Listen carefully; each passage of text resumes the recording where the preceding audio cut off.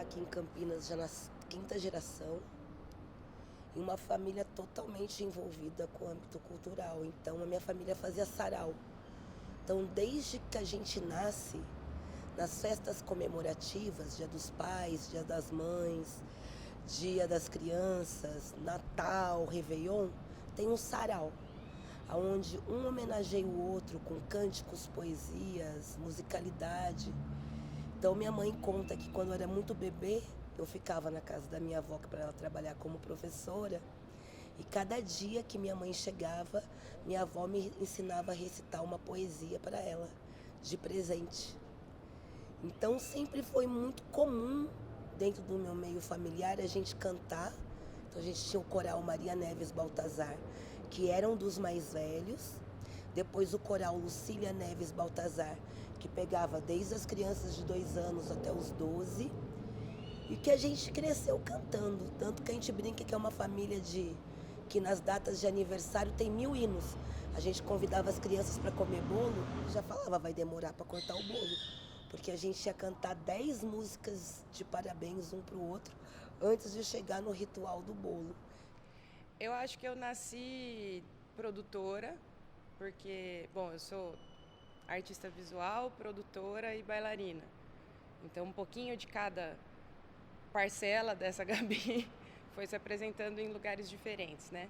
Então, eu acho que eu sempre fui produtora e percebi isso quando me liguei que fui representante de sala, organizava as festinhas da escola, não podia ver um teatrinho na escola que já estava envolvida, fazendo cenografia, fazendo figurino, o que quer que seja. Então a produtora sempre esteve pelas beiradas. Acho que inclusive a gente fazia apresentações para as mães da rua. A minha irmã também é produtora, ela não sabe, mas ela me ajudava nessa organização das amigas todas. A bailarina nasce junto, tem até um vídeo meu com uns 4 anos de idade dançando. Você vê no começo do vídeo eu estou dançando loucamente no fundo e no final alguém me filma e pergunta: você tá bem? Eu não, tô com dor no corpo inteiro. Dancei uma festa toda com 4 anos, né? É interessante falar um pouco sobre cultura e infância da minha vida, porque eu lembro, minha mãe trazia muito essa memória, eu não tinha essa memória, ela trazia enquanto viva, que eu pegava um pedacinho de pauzinho, assim, eu tinha meus 5, 6 anos, e ficava enrolando um fiozinho nesse pauzinho, falando, ainda vou ser ator, né? E ela sempre falou isso. E eu acho que a partir da. Eu sempre gostei muito de filme, cinema, acompanhava muitas novelas, televisão, só que eu morava na Baixada Santista, em Peruíbe. E lá, culturalmente, você não tem tantos espaços, você não tem tantas escolas de formação e nem trabalho em si. E foi por isso que minha família saiu de Peruíbe e veio para Campinas. Que aí aqui na cidade de Campinas já tem mais de 30 anos que eu estou aqui. E foi aqui que eu tive esse contato com a arte mesmo, e real, até que me levou ao profissional. E eu lembro que eu trabalhava no Cambuí, num restaurante, e era ajudante de cozinha. E um dia eu estava lá, né, e tinha um jornal assim, aí aulas de teatro gratuitas no SESI, Amoreiras, Campinas.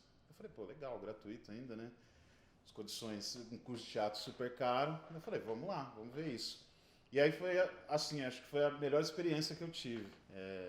Porque era um lugar assim que eu não só fazia arte, né? Eu não só fazia arte, mas eu tinha um encontro com outras pessoas da mesma idade. Então acabou se tornando uma família. E aí acho que foi esse primeiro contato real com a arte, sim, através dessa mestra que eu falo que é a Maria Inês Rezende Viana, que me ensinou esse ofício que eu amo, que é a interpretação, mas não só ele, mas o contato com a dança, com o instrumento, mas o melhor é isso, é o contato com o outro, que ali foi muito transformador. As amizades que eu fiz lá, imagina, adolescente de 13 para 14 anos, chega num lugar assim, onde, nossa, aqui você pode se expressar, você tem liberdade para isso, você pode viver outras pessoas, outros personagens e tudo mais. Aí eu falo, poxa, que divino, né? Só que a gente criou uma família e queria que aquilo permanecesse. Ou seja, a gente ficava quase que 24 horas. Acabava ali a aula, a gente continuava junto, a gente armava coisas para passear, tudo, ou o circuito cultural que tinha na cidade para consumir, gratuito principalmente, que a gente não tinha grana. Então tudo que estava acontecendo na cidade de Campinas gratuitamente, a gente estava lá junto, fazendo oficina de dança, oficina disso, daquilo, para se aperfeiçoar. Mas o primeiro contato real foi esse, aqui em Campinas, com o SESI. Eu devo muito isso, gratuito, né? Um espaço que dava essas condições de você ter um teatro para você ensaiar, uma profissional, né? Sabe, essa experiência para um adolescente que não tinha nada relacionado à arte, assim, é grandioso. Hoje eu vejo assim muito valoroso, né? Eu cresci aqui na região de Campinas, mas eu acho que viver mais intensamente a vida cultural aqui foi quando eu vim estudar em 93. E aí tinha aquela coisa de ficar sabendo que tinha uma vernissagem no Instituto Cultural Itaú, que tinha aqui em Campinas, e que era um barato, porque a gente tinha contato assim com o que estava acontecendo do dia nas artes visuais, e né, aquele encontro onde ia todo mundo, e todo mundo se encontrava e ficava conhecendo um povo diferente da cidade, que não era ali do circuito da Unicamp, né? E também assim rolava um burburinho muito forte desde sempre na cidade, né? De teatro, e daí e no cinema lá no Evolução, que antes era Centro Cultural Vitória, e os cinemas de rua da cidade, e também o CCLA, né, que era um lugar que tinha cineclube, tinha lançamento de exposição, era um lugar muito ativo. Então, assim, desde que eu comecei a conviver aqui na vida cultural da cidade, tinha uma coisa de vários espaços no centro, muito ativos, e que era encontro de muita gente, que misturava as diferentes tribos, né? O pessoal da Unicamp, quem era da cidade, quem era mais velho, os mais novos. Então eu vejo que essa dinâmica da produção cultural aqui é que me marcou aqui, desde sempre. Eu estava sempre no meio, né? Tipo, fazendo aula de teatro, fazendo aula de dança, visitando espaços, conhecendo gente, até que com 17 anos eu fiz esse meu primeiro trabalho profissional. E aí meio que não parei mais. Foi um trabalho de dança e teatro que eu fiz. E aí no mesmo ano eu comecei a trabalhar na noite também. Eu não podia nem entrar na boate, mas já estava trabalhando na boate. Comecei a trabalhar como DJ, com recepção, algumas coisinhas de produção de noite. Então tudo foi meio que muito orgânico, assim, foi acontecendo. Eu sempre fui muito do rolê, gostava muito de sair, gostava muito de conhecer gente. E aí nisso de conhecer muita gente, de estar sempre em movimento, de estar sempre fazendo coisa, comecei a ir trabalhando, e quando eu vi, era isso que eu estava fazendo já há um tempo. Acabei cursando artes cênicas na Unicamp, fiz o curso de artes cênicas, fiz uma boa parte do curso de dança também. E aí foi um fluxo meio que não parou. Em algum momento o meu nome, né, Cara Catarina, surge quando eu comecei a me montar de drag queen. Isso daí estamos em 2022, isso daí deve fazer uns 8 anos, mais ou menos, que apareceu esse nome. E aí quando eu vi era o meu nome, e acabei adotando ele pra mim, e não sei se o nome que cresceu em mim, eu que cresci a partir do nome, mas é isso, cá estamos, trilhando essa jornada sem um fim definido. Bom, a minha família é da Vila Industrial, que é o primeiro bairro operário daqui de Campinas. E aí eu lembro da minha avó falando que tinha um cinema na esquina da casa dela, tinha um terreno baldio que eles montavam um circo, e tinha uns blocos de carnaval que andavam ali pela Salles de Oliveira. Então eu lembro disso de quando eu era criança, mas quando eu era criança eu não participava tanto da cultura. Foi mais quando eu era adolescente, foi a época do Toninho, né, que ele revitalizou aqui a Estação Cultura, que virou a Estação Cultura, né, antes era só a FEPASA. E aí tinha muito show, muita peça de teatro, muita oficina, muita coisa aqui. Lá no Parque Taquaral também eu ia bastante, tinham alguns shows, tinha a parte de esporte também, que ainda tem, né, bastante. No centro da cidade lá tinha a feirinha do Centro de Convivência, que tinha também algumas apresentações. Eu acho que é mais isso. E esse link que eu faço, né, que meu bisavô trabalhava na FEPASA como operário, né, na caldeira e tal. E eu morava perto aqui da Estação Cultura, né, que chamava FEPASA, Trilha do Trem. Então eu via muito trem passar e depois virou Estação Cultura aqui. Então acho que isso, para mim, é a minha memória mais forte. Sim, foi desde muito cedo, né? Eu costumo dizer em todos os lugares, assim, eu já venho de uma família que é muito musical, sempre gostava mais antes ainda, né? Quando a gente se reunia mais, de eventos, festas, sempre tinha algum instrumento musical. Então eu já tive esse contato, assim, com o som dos tambores, com ritmos, desde muito pequenininha. E aí eu pude conhecer a Casa de Cultura Tainã e poder ter um contato físico mesmo, com diversos tipos de instrumentos. E aí eu já fui me encantando desde cedo, assim, com o som, com timbres, com sonoridades, com essa mistura de cordas, com pandeiro, enfim, ouvir som de cavaquinho, entender as diferenças, começar a sacar um pouco disso tudo, assim. De primeiras memórias, eu me lembro de ir ao teatro com a escola e ia principalmente no Sesc Campinas. Eu me lembro de uma peça do Ziraldo que eu fui ver, que foi inesquecível. Shows com os meus pais. Dança, eu ficava dançando em casa, arrastava os móveis e dançava. E Orquestra Sinfônica de Campinas, que sempre foi muito atuante e a gente sempre ia. Eu sou a Mariana, eu sou nascida em Campinas e eu também desenvolvi meus projetos e toda a parte artístico-cultural aqui na cidade, que eu me formei aqui na Unicamp, né, Ciências Sociais. E lá dentro do curso tem várias possibilidades de você estudar cinema, artes, comunicação, cultura. E desde lá, desses primeiros cursos que eu comecei a desenvolver esse interesse, né, por essa área, trabalhar com essa área. Tive a experiência de participar de alguns projetos experimentais, fizemos alguns curtas independentes. E com esse mesmo grupo, a gente teve a vontade de ver o que estava sendo produzido, né? Entender qual era a produção local daquele momento. 2005 eu estou falando, né? Entender a produção daquele momento. Então, a gente criou um evento chamado MIAU, Mostra Independente de Audiovisual da Unicamp. E recebemos muitos trabalhos, né? Naquela época, recebemos trabalhos em VHS, CDs, DVDs. Um grande volume que deu, assim, a gente tinha como objetivo não fazer seleção, a gente ia exibir tudo que chegasse. Então foi muito bacana, assim, ter esse panorama, né, do que estava sendo produzido ali. E tivemos muito público, foi um evento muito legal. Aí, no ano seguinte, quando a gente começou a avaliar a possibilidade de fazer uma segunda edição, a gente passou a compor aí a Associação de Amigos do Museu da Imagem e do Som. E já dentro dessa associação a gente decidiu que era mais legal levar esse evento para além das universidades, né? Então a gente queria que a sede do evento fosse o MIS, né? Levar para o Museu da Imagem e do Som, que já estava trabalhando com esse segmento há muitos anos, né? E a gente uniu forças e deslocou o evento, e aí assim nasceu a Mostra Curta Audiovisual, que é um evento que a gente já tem 12 edições realizadas aqui na cidade.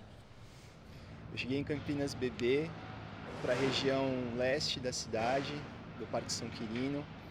Meu pai é retirante nordestino, minha mãe veio do Paraná, trabalhadora rural também. E cresci na periferia com a referência deles. Os dois têm uma referência muito forte da cultura popular. Eles são contadores de história, informais, mas eu cresci imerso nesse contato com a cultura. E a arte e a possibilidade da criatividade sempre se apresentaram para mim como uma possibilidade de sobrevivência mesmo, de tornar a vida mais possível, mais agradável. E então eu já nas minhas primeiras memórias assim da infância, eu sinto a arte presente, essa relação cultural, como uma forma de tornar a vida mais leve.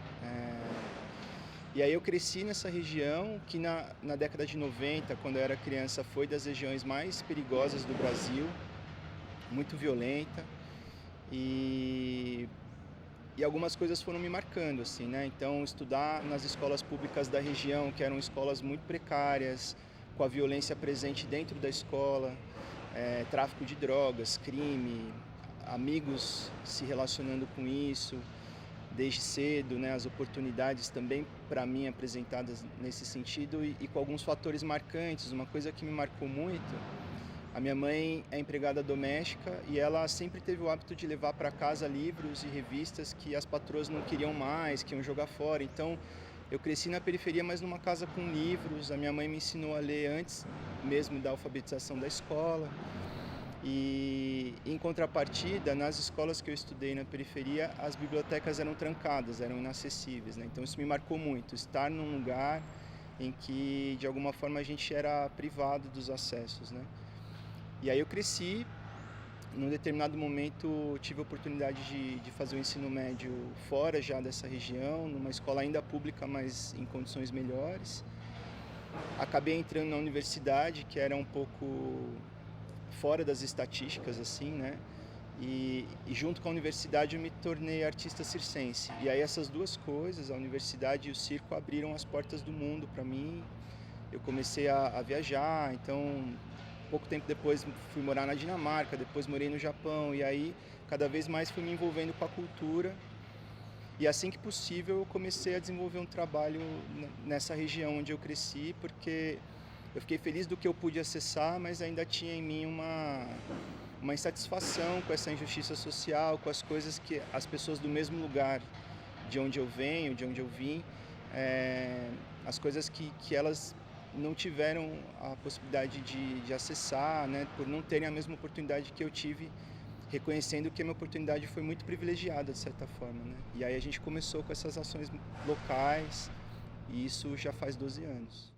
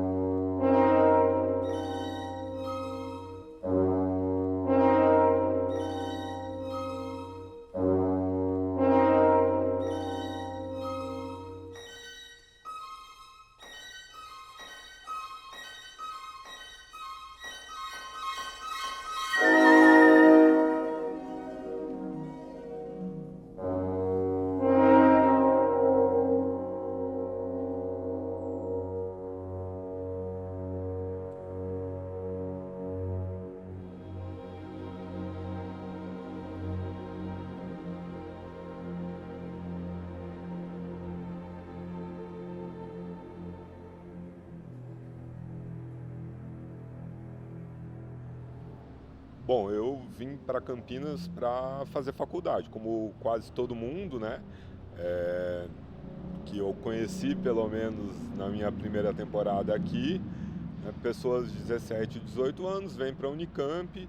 Então, o meu primeiro contato com a cultura de Campinas, ele foi muito a cultura de Barão Geraldo, que é extremamente potente, né? São muitos grupos de teatro que vêm da Unicamp, o próprio contato na universidade com o pessoal do Instituto de Artes, música, né? Artes plásticas mesmo, o pessoal das cênicas, né? Acompanhar todo esse movimento que a gente tem aí, né? Da cultura lá, para mim foi uma primeira experiência muito rica. E foi mais ou menos terminando a faculdade, quando você começa a sair de Barão para trabalhar, que eu tive contato com a cena cultural da cidade em si. E aí, 2003, se eu não me engano, eu fui para o Senac, porque não era tão simples a gente conseguir cursos ligados à área de cultura, principalmente o audiovisual. E o Senac abriu uma primeira turma ali de roteiro. Então eu fui fazer esse curso, a gente produziu um filme durante o curso. E em 2007, um pouco depois disso, eu fiz curso de produção em Santo André, Aí eu fui fazendo vários cursos livres, até que em 2007 o primeiro roteiro que eu escrevi foi filmado.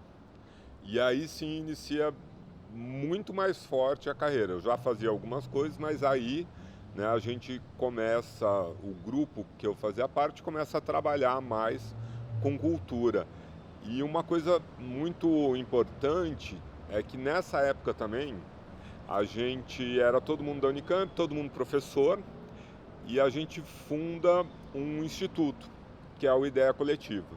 Então, o Ideia Coletiva nasce desse conjunto de educadores, né, ligados aí ao universo artístico, e por isso que ele é quase que especializado em projetos de formação.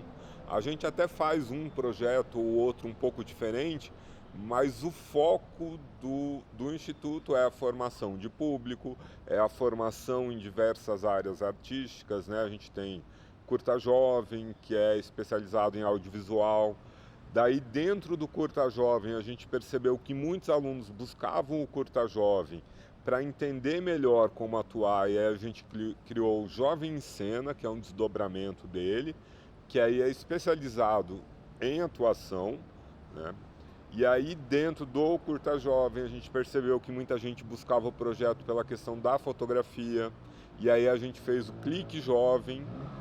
Para os jovens, eu vejo que a gente é uma referência muito diferente do que eles têm na família deles, no bairro deles, né? Eles vão perguntar: "Ai, professora, você fez faculdade?", né? Assim como uma coisa nova mesmo. Então, a gente meio que abre uma possibilidade de diálogo com tanto o fazer artístico, a expressão, eles entenderem que eles podem fazer o que eles querem fazer, como jovens, né? Assim como pessoas físicas, vamos dizer. E alguns também se interessam no mercado de trabalho, entendem como que eles podem trabalhar mesmo com cultura. Eles veem que a gente está sobrevivendo trabalhando só com cultura, né? Pagando os boletos com isso. Então, é muito legal que, por exemplo, em 2013 a gente deu uma aula fez uma oficina de cinema lá em Mogi das Cruzes. E aí em 2017 eu estava fazendo uma mostra de cinema sobre empoderamento feminino, e uma das ex-alunas mandou um vídeo que ela fez durante a faculdade, e aí a gente lembrou do nome dela, tal. Então a gente viu alguns alunos, algumas alunas de oficinas depois trabalharem com fotografia, cinema, ir para o teatro, enfim. Então o intuito das oficinas nossas é de formação, não é uma especialização, uma capacitação técnica profissionalizante, né? Mas às vezes acontece isso. Mas eu acho que é uma experiência de vida mesmo para a pessoa se entender como indivíduo atuante na sociedade, né? Que a pessoa pode se expressar, pode falar, pode criar, pode colocar as ideias no mundo. Eu comecei tudo autodidata, assim. Aí eu conheci a Casa de Cultura Taína e lá eles ofereciam algumas oficinas, alguns cursos.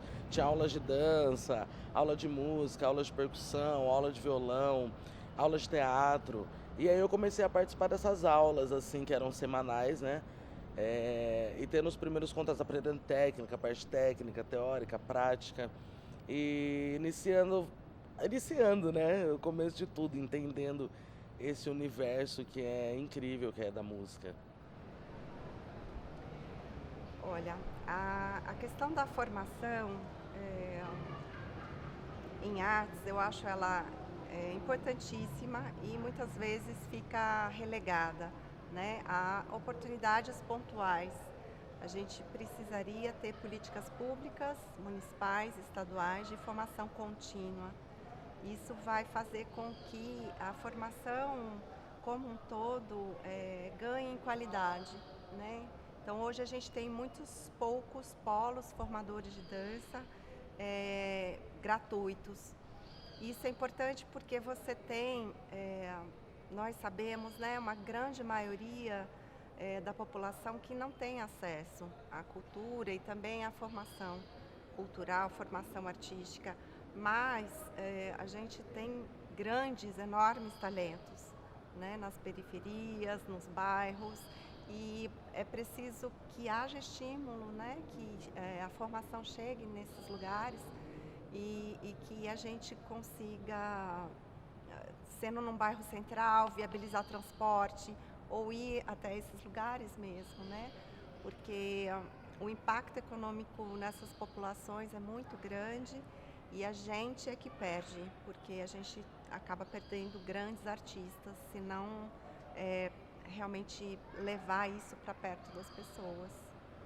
A mostra trabalha com esses dois eixos, né? Os eixos de exibição, que é na formação de público, e aí a gente faz programação tanto destinada a crianças, jovens e adultos, né? Com o panorama nacional, panorama regional, que só fazendo um destaque, o regional ele é bacana porque desde a última edição a gente trouxe inclusive os realizadores para fazerem parte da curadoria. Então a gente teve uma programação que representou mesmo o segmento em Campinas. Foi uma espécie de mostra paralela anterior que a gente fez, em que rolou esse encontro. Esse momento desse encontro foi muito importante. Eu acho que não só para a gente como mostra, mas para os realizadores se verem, né? E foi algo até pré-pandêmico, então eu acho que ficou bem marcado assim, esse momento do encontro. Que é uma das coisas que a gente reforça na mostra, né? Os encontros presenciais. E por outro lado, a gente trabalha o eixo de capacitação, formação, qualificação. E nisso a gente tem parceria com algumas produtoras importantes da cidade, né? Que a gente convida para trazer enfim, para compartilhar o conhecimento. Por exemplo, o Laboratório Cisco, que já fez algumas oficinas relacionadas com a área documental, que é mais específico deles, o Locomotive Studio, que fez algumas oficinas de ficção, o Ideia Coletiva, que trouxe algumas oficinas também para dentro da mostra. E a gente tem a parceria com a Academia Internacional de Cinema, que traz essas masterclass com profissionais que estão atuando e que geralmente são um grande sucesso de público. Assim, a gente acaba tendo até listas de espera, porque as pessoas se interessam muito pela parte de formação também. E também como uma militância da minha existência, sempre que eu posso passar o meu conhecimento para frente, eu acho que é missão da vida, entendeu? Porque assim como na minha infância eu não tinha um lugar de acesso à cultura tão próximo, né? Fui até a igreja porque era aquela única possibilidade. Eu gostaria muito que as pessoas tivessem esse mesmo atravessamento que eu tive, porque do mesmo jeito que essas formações, esses cursos, essas oficinas me compuseram enquanto artista, também elas me compõem enquanto ser humano melhor, entendeu? Eu acho que todo mundo devia fazer um curso de teatro, não precisa ser ator, mas você vai descobrir alguma coisa bem louca sobre você, sabe? Acho que é importante. E que todo mundo precisava ter uma experiência numa oficina fotográfica, porque é como você passa a olhar para as coisas de uma maneira diferente, né? Eu penso meio em dimensões, assim. A gente é tridimensional, então é X e Y ali, a gente consegue ver o que é tridimensional, né? Se a gente for atravessado por mais um eixo, a gente já consegue ver alguma coisa a mais, assim. Então, eu acho que eu queria ser mais do que tridimensional. Queria ser que todo mundo pudesse ser atravessado por todos esses eixos de artes no geral. Eu acho que a gente só ganha. Você pode ser um profissional técnico de uma área que não tem nada a ver com cultura, mas que oficinas culturais te fazem uma pessoa melhor, é fato. Então eu realmente, sempre que posso, e aí tive algumas experiências, né? Muitas experiências na arte e educação. Conheci o Thiago numa delas. E assim, é sempre rico, não tem como passar algo, não é nem ensinar, porque eu acho que a gente, numa oficina, às vezes a gente não tem tempo hábil para criar uma pessoa dentro daquela área, sabe?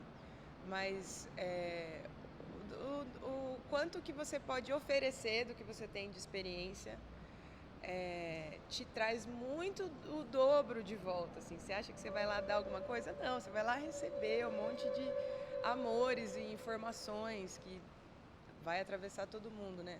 Então, eu acho que todas eu já dei aula técnica de Photoshop, por exemplo, é uma experiência interessante também, mas as experiências culturais, das oficinas culturais, para mim, elas são de uma troca coletiva tão potente que precisava ser precisava ser como o SUS, sabe? Para todo mundo, mesmo. Você poder entrar em vários lugares, ter um em cada bairro, assim, ó, um espaço mesmo. Estamos melhorando, falta bastante ainda, né?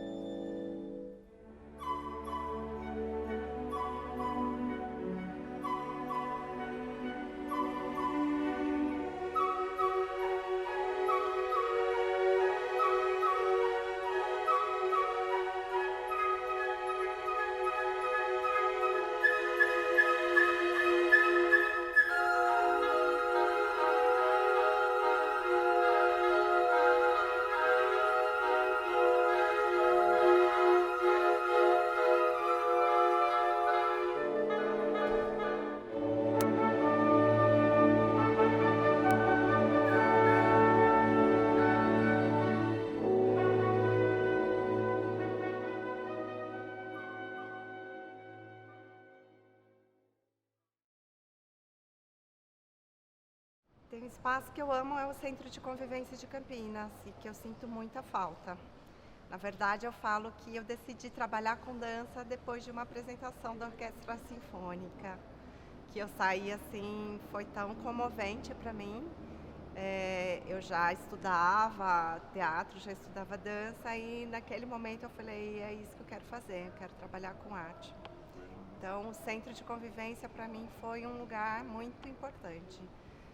Eu sinto muita falta. Tinha a sala Glauber Rocha, que era o cineclube lá dentro. 2 salas, né, expositivas para artes visuais, o teatro de arena. Então, assim, é um lugar incrível que eu não vejo a hora que fica pronto para a gente ter de novo esse espaço. Sim, próximo de casa ali, eu sou um pouco rodeada desses lugares, né? Tem a Fazenda Roseira, que é todo mundo ali na mesma região. Tem o Ibaô, que é um ponto cultural também.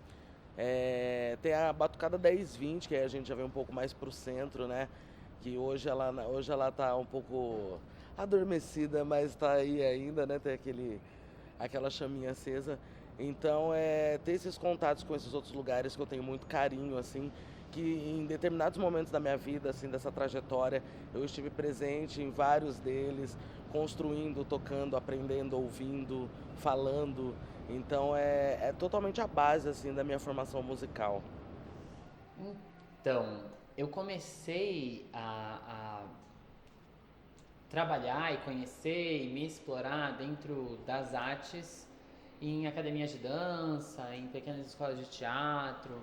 Então eu tenho uma relação de muito carinho com esse lugar do amador, né? Como de quem faz por amor, porque ama.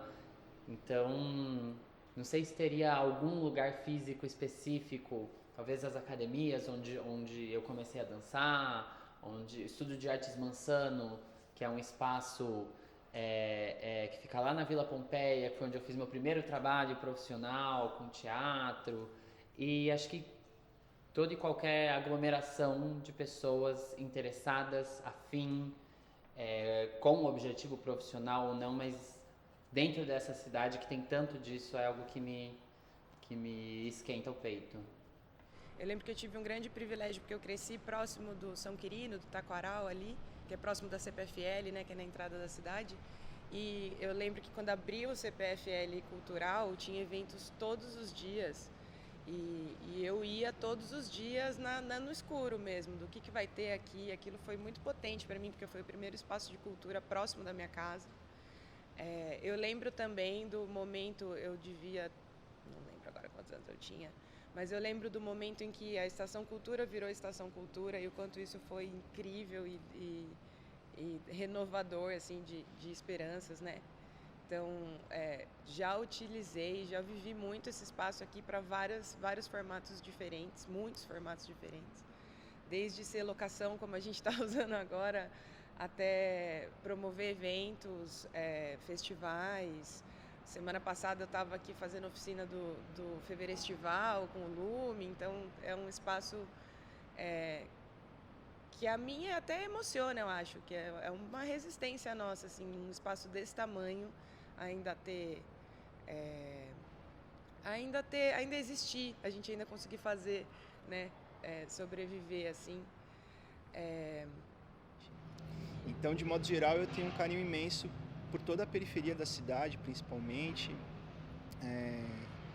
com o centro, né? O centro de Campinas passou por anos de abandono e é um lugar com muitas potências, né? A Estação Cultura mesmo é um lugar muito importante para a cultura da cidade, que precisa ser preservado, precisa ser mantido, e são inúmeros processos e projetos, espaços culturais na cidade por quem tem um carinho, um respeito enorme, assim como a Fazenda Roseira, a comunidade do João Godito Ribeiro, Ibaô, a Casa de Cultura Tainã, Urucungos, Puitas e Quijengues, são espaços muito importantes para a cidade. Campinas é uma cidade que passa por muitas dificuldades desde sempre, né, no aspecto cultural, mas é também um lugar de uma resistência muito bonita, uma resistência periférica, uma resistência preta, uma resistência das populações habitantes das margens da cidade, né? Então, inúmeras ações porque eu tenho muito carinho. Barão Geraldo também é uma outra realidade, mas o movimento cultural que se faz ali é muito bonito. E, bem dizer, eu sinto que é muito importante essa integração mesmo. Fazer não é simples, muitas vezes não é fácil, mas é possível, e à medida em que a gente se acolhe e junta as forças, né, eu percebo hoje, com os anos de experiência, de que a desarticulação em Campinas tem sido uma característica também. Existem muitas coisas maravilhosas acontecendo na cidade, uma potência maravilhosa, mas a articulação sempre foi uma questão. Muitas coisas acontecendo isoladas, talvez conversando menos do que seja possível. E o que é compreensível porque, da mesma forma que eu mencionei que para a pessoa periférica que precisa trabalhar tanto para sobreviver e se vê sem tempo de se engajar numa ação comunitária, quando a gente se engaja numa ação comunitária, a gente precisa gastar muito tempo e energia para cuidar daquele espaço, né? Então, os irmãos, as irmãs da Fazenda Roseira usam muito tempo e energia para cuidar daquele espaço, que é um espaço muito atacado, é um espaço muito... Então, às vezes, falta tempo para expandir, mas eu sinto que é importante essa movimentação de dia a dia, ano a ano, a gente se esforçar para estar junto, se visitar, participar dos eventos umas das outras, porque essa ciranda, né, essas mãos dadas dos coletivos, dos espaços, dos centros de cultura, é fundamental para a resistência e para fazer de Campinas uma cidade que flua e frua a sua cultura à altura da sua dimensão, que é uma dimensão imensa, é uma cidade grande, é uma região metropolitana, com muita história, com muitas possibilidades, e eu olho com muito bons olhos para essa união dos coletivos, assim. Então eu tenho um respeito máximo por todas as iniciativas que acontecem na cidade. O Centro de Convivência Cultural é um espaço de Campinas que, nessa época da adolescência, eu frequentava muito, né? Hoje ele se encontra desativado, né? Uma provável reforma aí nesse teatro, que é um teatro muito importante para a história da cidade. E ali tinha muitos espetáculos gratuitos que aconteciam também. Tinha a campanha de popularização do teatro, que acontecia sempre de janeiro até metadinha de fevereiro. Então, vários grupos amadores e profissionais da cidade se apresentavam ali. E aí eu consumi todos, né? Porque como a gente fazia teatro junto, conseguia às vezes convite de uma ou outra que era um pouquinho mais cara ali, a gente sempre se metia, os amigos ali. Então, o Centro de Convivência Cultural é um espaço que eu lembro muito, que ele, assim como o César, ele agregava também, porque a gente ia ali para se divertir. Você tinha o Teatro de Arena, que teve espetáculos maravilhosos que eu acompanhei ali no Teatro de Arena, que é acoplado praticamente ao teatro interno, né? E eu acho que esse espaço é um espaço muito importante para mim, eu acho que na cidade também. E dos grupos, né, que depois eu comecei a conhecer, dos grupos de cultura popular. Porque essa mestra também, que eu falei do César, ela tem um trabalho, né, nessa coisa da cultura popular. E esse era o mais gostoso, porque ali era um acolhimento total, né? Assim, aí é Urucungos, Casa de Cultura Tainã, hoje o que é a Fazenda Roseira, mas que na verdade o pessoal da Roseira transitava em todos esses grupos, e aí se tornou, né, a comunidade João Godite Ribeiro, a Concha Acústica, quando a prefeitura também trazia alguns musicais, da orquestra mesmo, da própria cidade, ou então artistas de fora. Campinas, eu acho que tinha até mais efervescência do que hoje, eu não sei, né, se é uma recordação assim, mas eu ia muito, as praças tinham muitos eventos. Eu conheci artistas, conheci Zé Cabaleiro no Lago do Pará, um show promovido acho que pelo Sesc, se eu não me engano, o Derico ali, então tinha shows, o Largo do Rosário também sempre tinha espetáculos, shows. O Lume apresentava muito também no Largo do Rosário. Então comecei a ter contato através disso. Mas sempre nesses espaços mais abertos e gratuito. Porque tinha os grandes eventos que era mais caro. Eu era super adolescente, né? E a grana que tinha ali que trabalhava era pouquíssimo. Então não dava para investir no ingresso de 50 contos. 50 contos era outro investimento. Mas ainda bem que tinha esses espaços, né? Para poder construir, né? Essa questão que eu sempre falo assim, o artista ele tem que mas ele tem que consumir muito, né, a arte, né? Eu acho que é aí que vai ter o diferencial dele. Então eu fico gratificante assim de poder ter consumido. Queria ter consumido muito mais ainda, né? Mas ainda bem que tinha esses espaços assim que me proporcionou isso. Na Casa de Cultura Tainã, quando eu tinha uns 15 anos, eu vi umas apresentações de tambor lá, né, da cultura afro, e aquilo ficou bem marcado para mim. Aqui na Estação Cultura também, alguns shows da Elza Soares, no Taquaral também tinha Tom Zé, teve bastante coisa boa assim que eu consegui pegar, mas eu acho que os pontos de cultura mais era a Casa de Cultura Tainã, aqui a Estação Cultura, o Sesc, tinha bastante também show e ainda tem, né?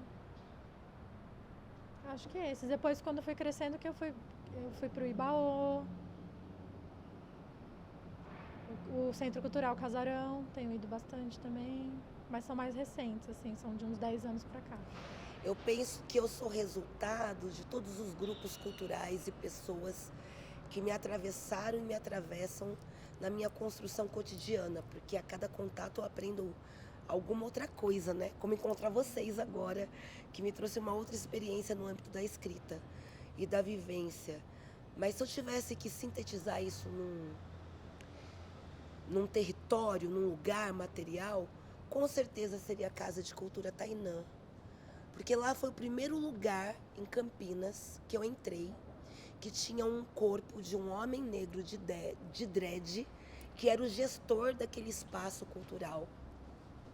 E que tinham diversos corpos ali, tocando tambor e fazendo diversas formas de cultura.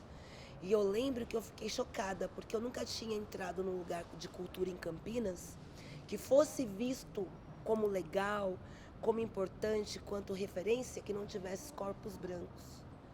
Então, quando eu vivencio a Casa de Cultura Tainã, encontro o mestre TC nesse lugar de mestre, né, acolhendo essa juventude e falando, sim, nós temos Eronibaba Kojadê, Erobabani Sorô, né? Nosso pai me deu um segredo que ele guarda no nosso quintal, volta para casa. O meu melhor lugar mais seguro em mim é a minha casa, é a casa do meu baobá, que eu carrego dentro de mim. E se eu estiver com o meu baobá consolidado dentro de mim, eu estou bem em qualquer lugar. Isso foi libertador. Isso possibilitou a Roseira hoje.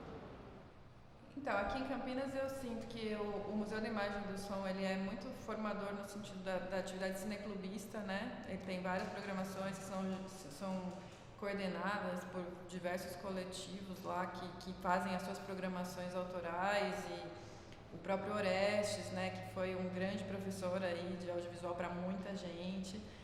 E não dá para deixar de lado também o Sesc Campinas, né? Porque eu acho que o Sesc ele aglutina bastante dessa produção local, não só no segmento do audiovisual, mas a gente já fez programação da mostra lá, eles acolhem também programação e trazem coisas de fora, né? A Mostra Internacional do Cinema, enfim, coisas que trazem para Campinas. Porque Campinas, na mostra, pelo menos, a gente faz essa retrospectiva, assim, a gente pensa um pouco nessa parte do patrimônio histórico-cultural, que Campinas teve muito cinema de rua, né? Teve um momento aí que fala a era de ouro dos cinemas, que a gente tinha muitos cinemas de rua no centro da cidade. E hoje a realidade é de cinemas dentro dos shopping centers, e isso modifica completamente a experiência, né? E claro, a gente teve uma modificação também na introdução dos streamings e é outro momento, né, para quem é exibidor. Mas, de qualquer modo, eu acho que ter um espaço de exibição que não se encontra dentro de um shopping modifica completamente, né, a percepção do espectador. Nesse sentido, o cinema do Sesc, o cineminha que acontece ali no MIS são caminhos bacanas. A gente, na primeira edição da mostra, eu tinha um desafio que era assim, vai ter, acho que são 8 sessões, e a gente não sabia como nomear essas sessões. Vão nomear de 1, 2, 3, porque nomear elas tinham nome de cores, né? Era sessão azul, sessão vermelha, não sei o quê. E aí, quando a gente foi para a mostra, trouxe essa questão de levar para além das universidades, para o centro, trazer o MIS como sede, a gente começou a pensar nessa coisa do resgate do patrimônio histórico. E aí, nesse sentido, comecei a pesquisar os nomes dos cinemas de rua e foi aí que surgiu Alvorada, Biju, Casablanca, Voga, enfim, são muitos nomes. Até a Windsor, que a gente resolveu que seria a sessão para maiores de 18 anos, porque o último momento ali, né, do Cine Windsor foi esse. Mas a gente faz essa homenagem, a gente segue com essa homenagem, e sempre que a gente pode, a gente faz esse resgate também em formato de texto, né, para poder explicar, porque as novas gerações eu acho que nem tiveram contato.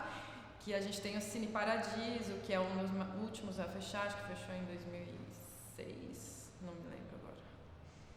Mas foi durante a mostra que o Cine Paradiso fechou, tanto que ele virou uma sessão, depois acho que da 8ª edição, virou o Cine Paradiso. Bom, dentro dos espaços, né, que aí com o tempo eu fui conhecendo em Campinas, eu diria que o MIS talvez seja o espaço que eu mais frequentei, mais frequento, e seja o espaço que a gente mais faz ações, né? A gente tem projetos, por exemplo, que tem visitas guiadas ao Museu da Imagem e do Som. Então a gente manda um ônibus na escola, pega as crianças, leva no museu, eles conhecem, né, toda a parte expográfica, entendem um pouco a questão do acervo, e eles também assistem filmes que são do acervo do MIS, algumas vezes e algumas vezes não. Isso é muito importante, porque você desperta, né, em crianças que muitas vezes ainda não tinham ouvido falar do museu, essa questão do pertencimento. Isso é meu também, isso pode ser um espaço meu também. Dentro do MIS, assim, é importante porque o primeiro filme que eu roteirizei, quando a gente foi pensar em espaço para fazer estreia, né, a Carol, que dirigiu o filme comigo, ela falou, não, vai ser no MIS, porque é o Museu da Imagem e do Som, vai ficar a cópia lá, porque a gente tem que documentar isso, né, para a história da cidade. E é também, né, a história que a gente constrói como artista, todos, né, estão construindo histórias na cidade. Então é super importante essa relação também da produção, não só pela produção, mas também como um item histórico aí, porque eu não sei daqui a 30 anos, né? A gente brinca às vezes em aulas de audiovisual, né? Vamos tentar aproveitar os espaços da cidade, porque daqui a 30 anos esse filme pode virar alguma coisa de consulta de como era essa cidade 30 anos atrás. Então é sempre importante pensar também esse registro, né? Porque a gente passa, mas o que a gente faz fica.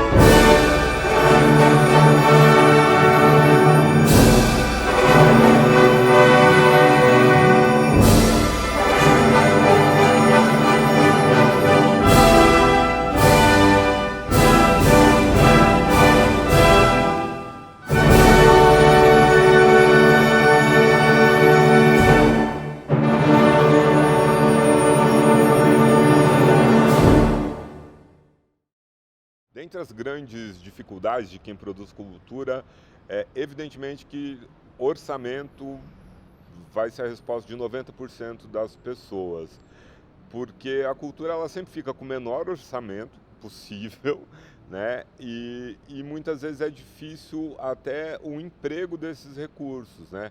Depende de muita boa vontade de muita gente. É claro que depende também de como a gente atua, né?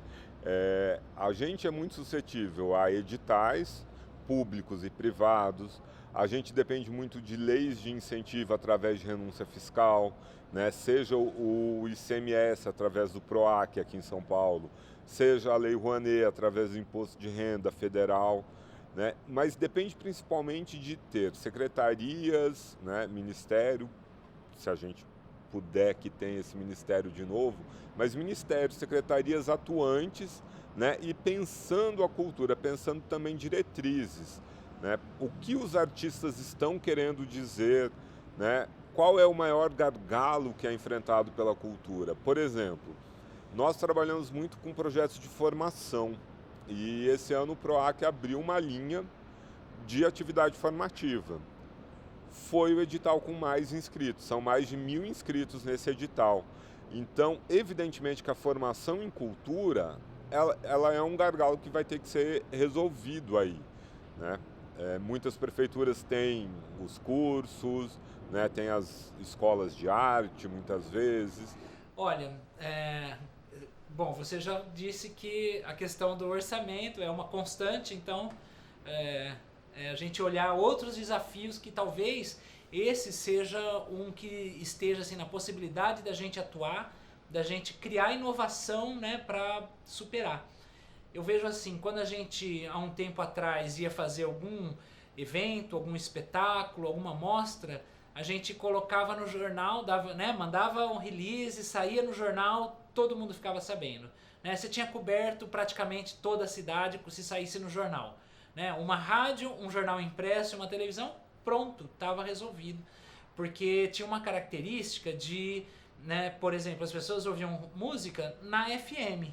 E a mesma FM, no mesmo horário, ela estava tocando para a dona de casa que estava em casa, lá cuidando da família, das crianças, para quem estava no trabalho, trabalhando ali no ambiente do comércio ou da indústria com o rádio ligado, para quem estava trabalhando com o carro, para quem era juventude, que andava com algum aparelhinho, né, estava na rua. Então a mesma rádio tocava para todas as faixas etárias e para boa parte das classes sociais, né?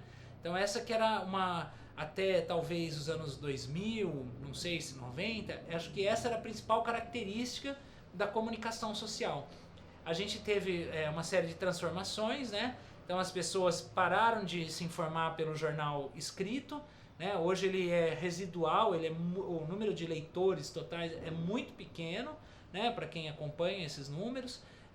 Quando fala de música, a gente teve uma pulverização dos meios, né? Então pouquíssima gente continua na FM ouvindo música, e as FMs ficaram cada vez mais para setores, né, setorializadas. Então é uma FM evangélica de tal igreja, não é para todos os evangélicos. É uma FM que toca tal música e ela está cada vez com um público menor.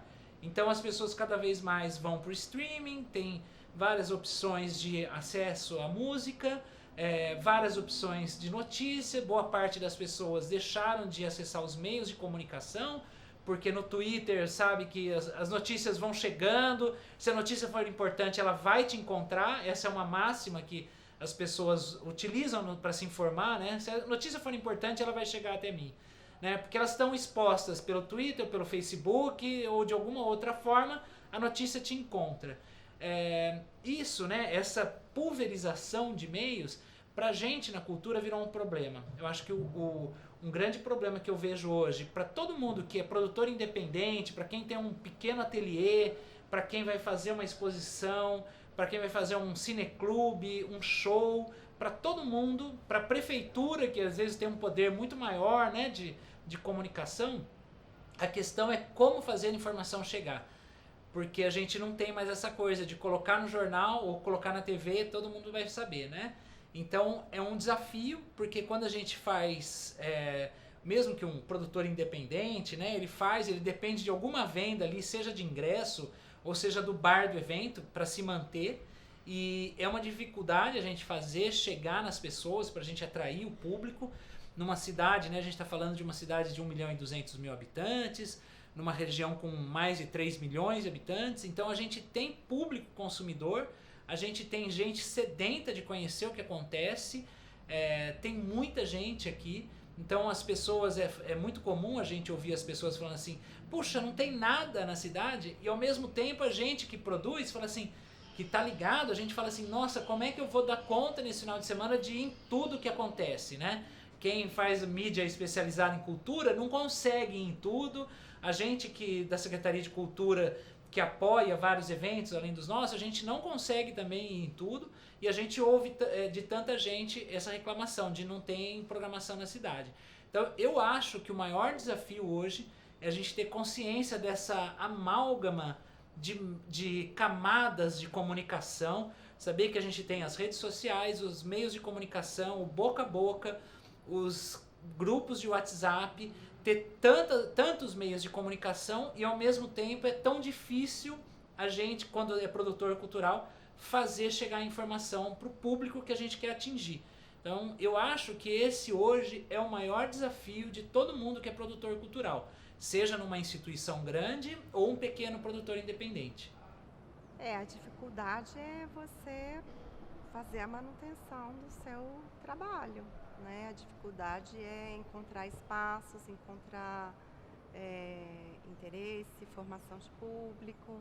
Então a gente acaba fazendo um pouco de tudo, e quando você encontra outras pessoas que também estão abertas, né, para essa construção, então é magnífico, é importantíssimo, né? Então existe essa dificuldade financeira mesmo, né, de você prolongar. Então a gente sabe que 90% dos artistas, eles acabam também trabalhando com a docência, né? E isso é um espaço incrível no qual a gente se reelabora, se reorganiza, mas a prática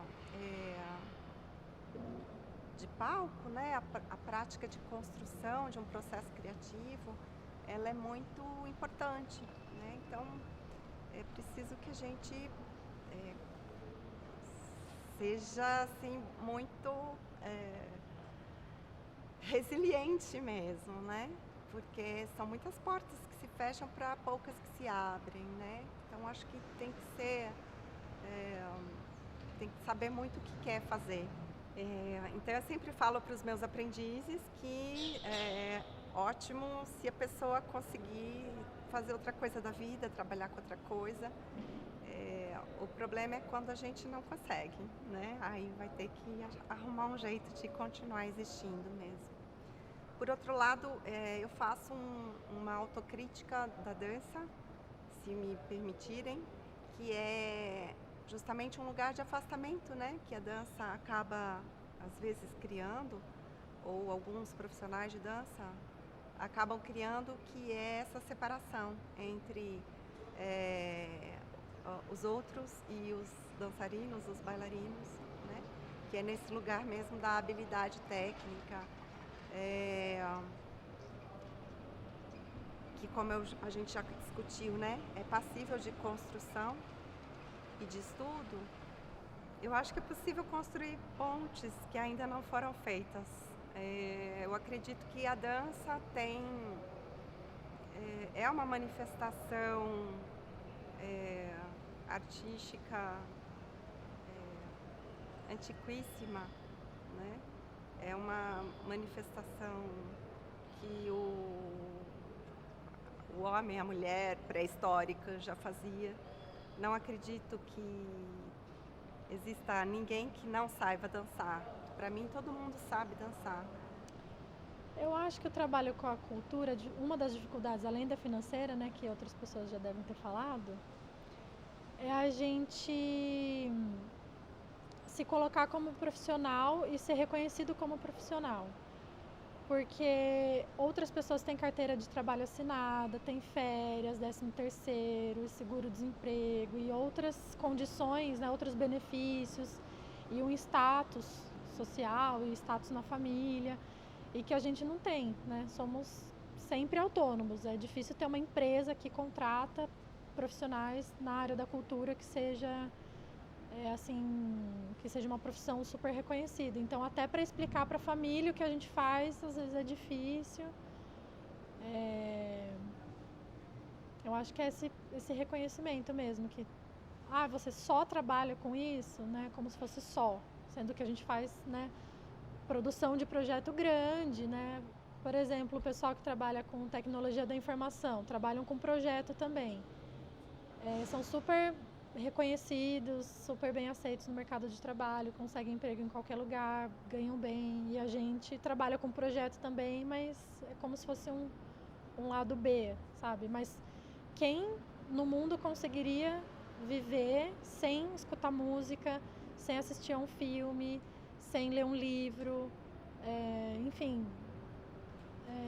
Tudo que a gente faz é extremamente importante para a sociedade. Acho que na pandemia deu para ver bem isso, né? Todo mundo confinado dentro de casa. Se não fosse, sei lá, uma música, uma série de TV, ninguém ia dar conta, né, de sobreviver. Mas no dia a dia ninguém dá muito valor, não.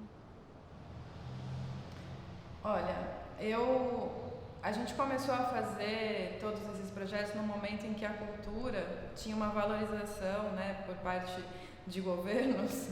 A gente tinha um incentivo maior para trabalhar nessa área. Então, eu acho que assim, eu vivi um ápice, né, de desenvolvimento cultural, muitos projetos. Você via uma pluralidade, uma diversidade de coisas acontecendo. E mesmo espaços culturais, né, que foram nascendo nesse começo dos anos 2000 aí. E depois, posso dizer mais ou menos a partir de 2013, você começa a ver o movimento contrário. Você começa a ver grupos que começam a não conseguir mais desenvolver seus trabalhos, espaços que fecham, começa a ter um movimento muito forte do independente mesmo, porque não tem mais incentivo.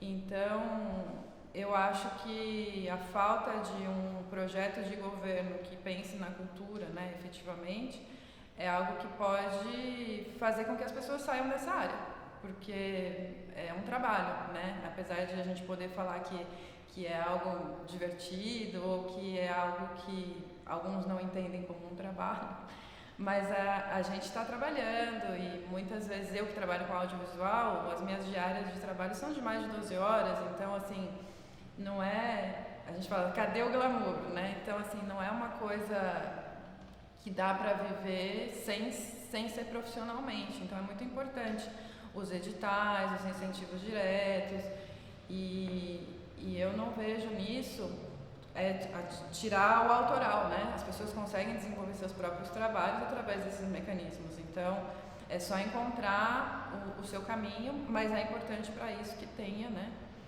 essas possibilidades.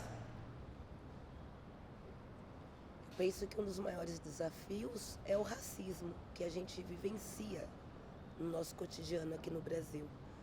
Porque o racismo traz como um dos elementos, né, de manutenção fazer com que todo o corpo negro que queira vivenciar a sua própria cultura, a sua própria identidade, a sua própria herança ancestral, ele precisa primeiro consolidar uma identidade e se empoderar-se para fazer isso com firmeza. Enquanto qualquer corpo não negro sempre está autorizado a vivenciar a nossa cultura. Então, um corpo não negro tocando batuque é legal, sendo religioso de matriz africana é legal, saindo numa escola de samba é legal, né? Tudo que se refere à nossa cultura vai sempre trazer para esse corpo uma pessoa desconstruída, inclusiva.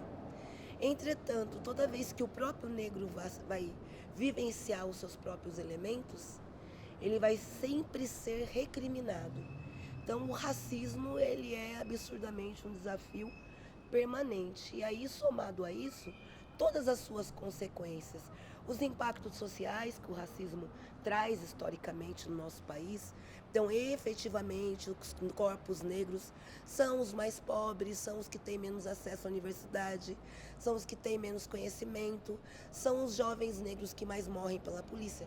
Daí você coloca tudo isso junto, vivenciar quanto mulher num corpo negro e ainda lidar com cultura é um ato de resistência permanente. Além, óbvio, né, da questão financeira, financiamento, os custos para se executar, os custos para se sobreviver disso. Eu sempre falo que para você ser artista full time, você tem que ser artista full time. Tipo, não tem uma outra possibilidade.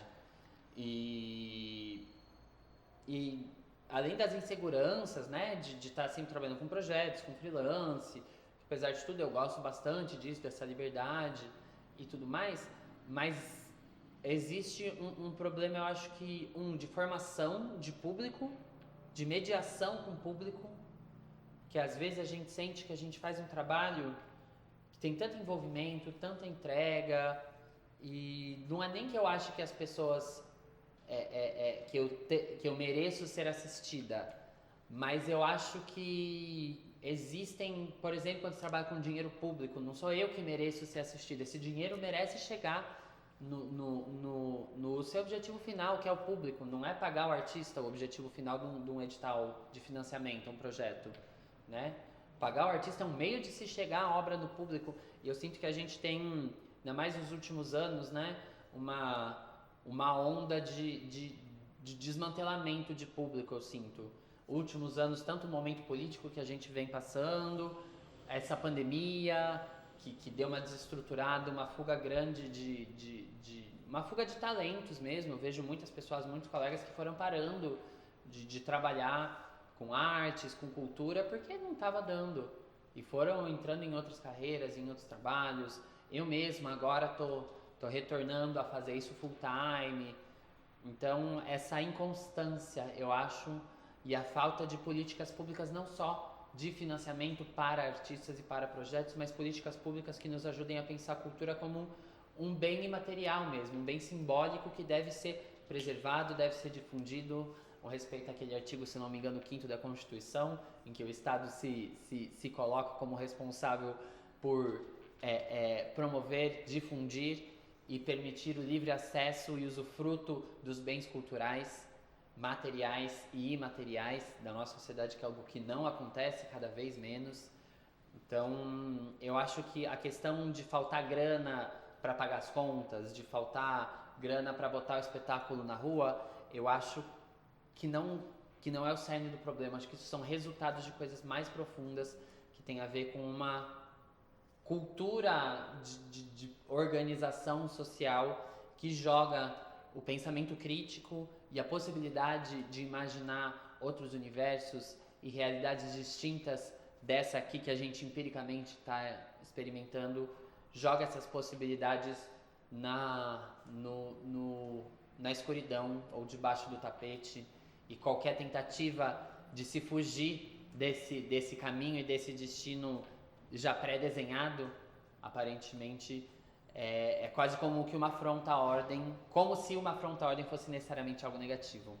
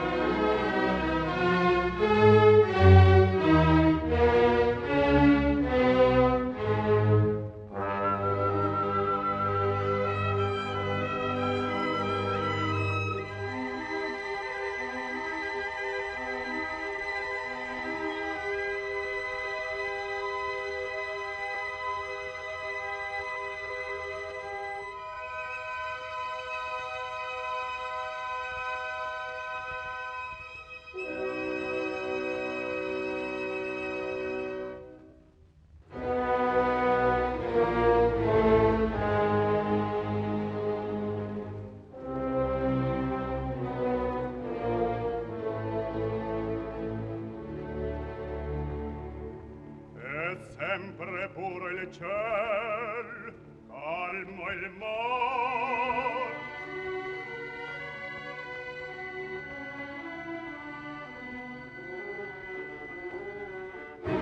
Oh, un soffio d'aquilon, l'urlo più presto della procella. Quel silenzio è